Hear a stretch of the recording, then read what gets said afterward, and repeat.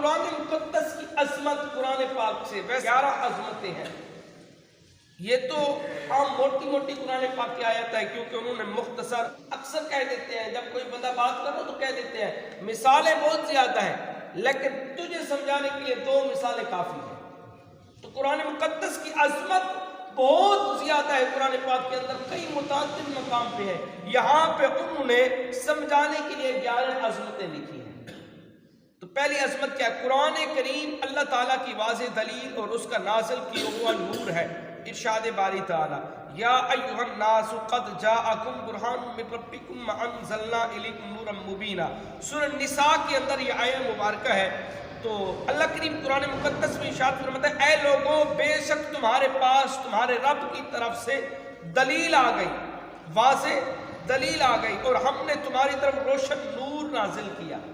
اب دیکھیں اس ترجمہ کے اندر واضح اللہ کریم بیان فرما رہا ہے اے لوگوں تمہارے پاس تمہارے رب کی طرف سے واضح دلیل آ گئی.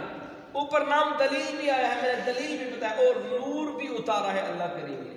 یعنی قرآن کو اللہ کریم نے نور بھی کہا ہے اور اللہ کریم نے اس کو واضح دلیل بھی کہا ہے. اور دوسرا اللہ تعالیٰ کے علاوہ اور کوئی اس کلام کو اپنی طرف سے نہیں بنا سکتا. اللہ تعالیٰ ارشاد فرماتا ہے وما کان ھذا القرآن ان یفترى من دون اللہ ولکن تصدیق الذی بین یدیہ وتفصیل الکتاب لا ریب فیہ من رب العالمین. قرآن مقدس کی جو آیہ مبارکہ پڑھی اس کا ترجمہ اس قرآن کی یہ شان نہیں کہ اللہ کے نازل کیے بغیر کوئی اسے اپنی طرف سے بنا لے. یعنی کسی کی یہ شان نہیں یا مجال نہیں ہے کہ اللہ نے نازل کر دیا ہے کوئی اپنی طرف سے کہہ دے کہ یہ قرآن میں نے نازل کیا ہے یا میں یوں بنا دوں گا اس کی مثل, لیکن کسی کی یہ شان نہیں ہے. ہاں یہ اپنے سے پہلی کتابوں کی تصدیق ہے.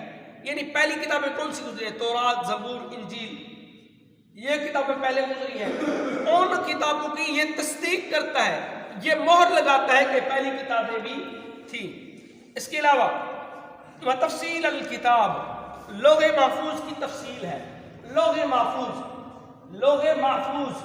اس کتاب کے اندر تفصیل ہے. اب دیکھیں لوح محفوظ کی پوری تفصیل اللہ کریم فرما رہا ہے کہ اس قرآن مقدس کے اندر ہے اور ہمیں پتہ نہیں ہے لوح محفوظ ہوتا کیا ہے. لوح محفوظ کیا ہوتا ہے؟ اس کے اندر ساری تقدیریں لکھی جاتی ہیں, سب چیزیں لکھی جاتی ہیں. لکھا جاتا ہے کہ تیری موت کب آنی ہے, لکھا جاتا ہے کہ تجھے رزق کتنا دیا جاتا ہے, یہ سب کچھ. لیکن اللہ کریم فرماتا ہے وتفصیل الکتاب لوح محفوظ کی تفصیل ساری اس قرآن مقدس کے اندر ہے. لیکن کبھی ہم نے پڑھا نہیں, بس یہی پڑھ کے چلے جاتے ہیں تفصیل الکتاب تفصیل الکتاب, بس یہ پتہ ہے. لیکن اس کو سمجھے گا کون, اس کو پڑھے گا کون, غور و فکر کون کرے گا؟ کوئی معاملہ ہے نا, ہم کیا کرتے ہیں کہ ہمیں پہلے سوچنے دیں, غور و فکر کرنے دیں, بعد میں ہم دیکھیں گے کیا کرنا ہے.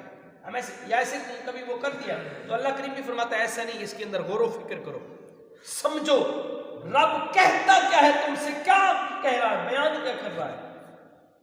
پھر اللہ فرماتا ہے اس میں کوئی شک نہیں کہ یہ رب العالمین کی طرف سے ہے. یعنی اس میں شک نہیں ہے, شک کی گنجائش نہیں ہے, یہ واقعی اللہ رب العالمین کی طرف سے نازل کیا ہوا قرآن مقدس ہے جو میں نے کل اس کی تفصیل بتائی ہے.